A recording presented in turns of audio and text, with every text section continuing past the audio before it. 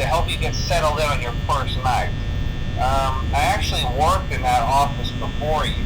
I'm finishing up my last week now, as a matter of fact, so I know it can be a bit overwhelming, but I'm here to tell you there's nothing to worry about. You'll do fine. So let's just focus on getting you through your first week, okay? Let's see. First, there's an introductory greeting from the company that I'm supposed to read. It's kind of a legal thing, you know. Welcome to Freddy Fazbear's Pizza, a magical place for kids and grown-ups alike, where fantasy and fun come to life. Fazbear Entertainment is not responsible for damage to property or person. Upon discovering that damage or death has occurred, a missing person report will be filed within 90 days or as soon as property and premises have been thoroughly cleaned and bleached and the carpets have been replaced. Blah, blah, blah. Now, that might sound bad, I know, but there's really nothing to worry about. The animatronic characters here do get a bit quirky at night, but do I blame them? No. If I were forced to sing those same stupid songs for 20 years and I never got a bath, I'd probably be a bit irritable at night too. So remember, these characters hold a special place in the hearts of children and we need to show them a little respect, right? Okay. So just be aware, the characters do tend to wander a bit. They're left in some kind of free roaming mode at night. Something about their servos locking up if they get turned off for too long. They used to be allowed to walk around during the day too, but then there was the bite of 87.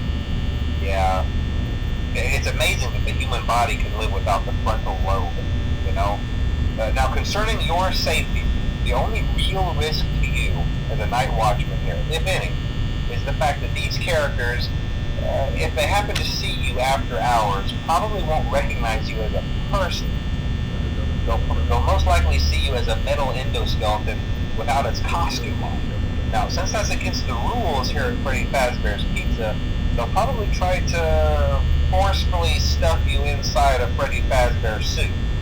Now, that wouldn't be so bad if the suits themselves weren't filled with crossbeams, wires, and animatronic devices, especially around the facial area.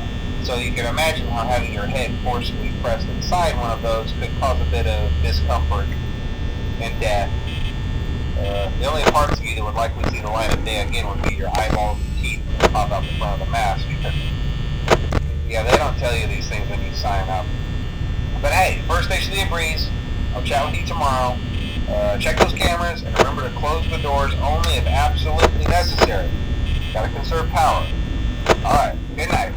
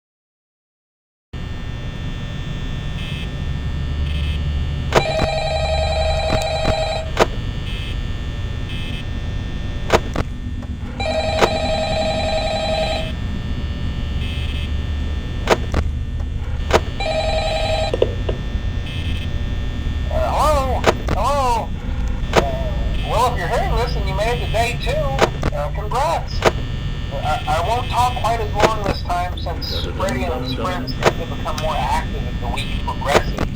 It might be a good idea to peek at those cameras while I talk, just to make sure everyone's in their proper place.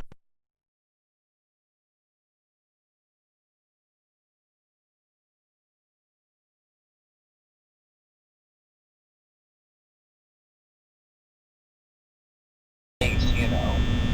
Interestingly enough, Freddy himself doesn't come off stage very often. I've heard he becomes a lot more active in the dark, though, so hey, I guess that's one more reason not to run out of power, right? I also want to emphasize the importance of using your door lights. There are blind spots in your camera view, and those blind spots happen to be right outside your doors. So if you can't find something or someone on your cameras, be sure to check the door light. You might only have a few seconds to react. Not that you would be in any danger, of course. I'm not implying that. Also, check on the curtain in Pirate Cove from time to time. The character in there seems unique in that he becomes more active if the cameras remain off for long periods of time. I guess he doesn't like being watched. I don't know. Anyway, I'm sure you have everything under control. Talk to you soon.